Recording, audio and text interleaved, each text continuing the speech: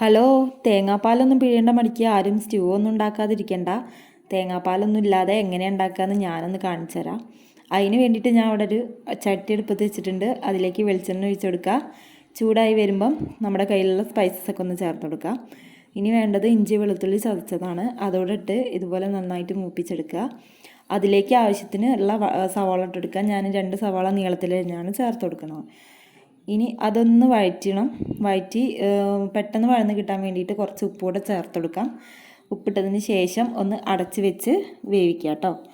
അപ്പം അടച്ച് വെച്ചാൽ നന്നായിട്ട് വഴന്ന് കിട്ടുന്നതാണ്.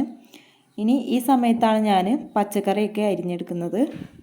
അപ്പോൾ അതേ നമ്മുടെ മൂടിയൊന്ന് തുറന്ന് നോക്കിയപ്പോൾ അത് അതുപോലെ നന്നായിട്ട് വെന്ത് വാടി വന്നിട്ടുണ്ട് സവാള. ഇനി അരിഞ്ഞു വെച്ച പച്ചക്കറി ചേർത്ത് കൊടുക്കാൻ പോവാണേ. അതിന് ഞാൻ എടുത്തിട്ടുള്ളത് ഉരുളക്കിഴങ്ങും ക്യാരറ്റും മാത്രമാണ്.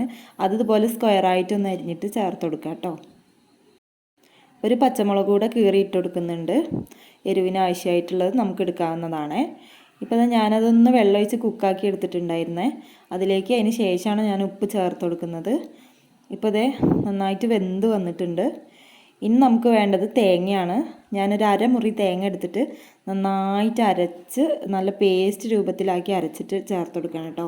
അതാണ് ഞാൻ പറഞ്ഞത് തേങ്ങാപ്പാലിൻ്റെ ആവശ്യമില്ലാന്ന്. ഇങ്ങനെ അരയ്ക്കുമ്പോൾ തേങ്ങാപ്പാൽ വേണ്ട.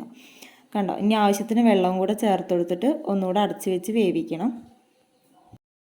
ഇനി നമ്മുടെ കയ്യിൽ അണ്ടിപ്പരിപ്പൊക്കെ ഉണ്ടെന്നുണ്ടെങ്കിൽ അതൊന്ന് കുതിർത്തിട്ട് ഈ തേങ്ങയുടെ കൂടെ അരച്ച് ചേർത്താലും നല്ല ടേസ്റ്റ് തന്നെയാണ് കേട്ടോ. അതില്ലെങ്കിലും പ്രശ്നമില്ല.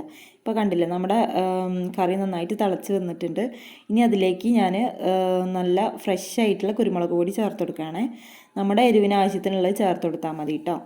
അങ്ങനെ ആ കുരുമുളക് പൊടിയും കൂടെ ചേർത്തൊന്ന് ഇളക്കി ഒന്ന് അടച്ച് വെക്കുന്നുണ്ട്.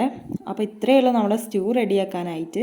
അതൊന്ന് തിളച്ച് കഴിഞ്ഞാൽ നമുക്ക് ഓഫ് ചെയ്യാവുന്നതാണ്. അപ്പോൾ നമ്മളെ സ്റ്റൂ റെഡി ആയിട്ടുണ്ട്. അപ്പോൾ ഇഷ്ടമായെങ്കിൽ എല്ലാവരും ഒന്ന് ട്രൈ ചെയ്ത് നോക്കുക. ഫീഡ്ബാക്ക് അറിയിക്കാൻ മറക്കരുത്.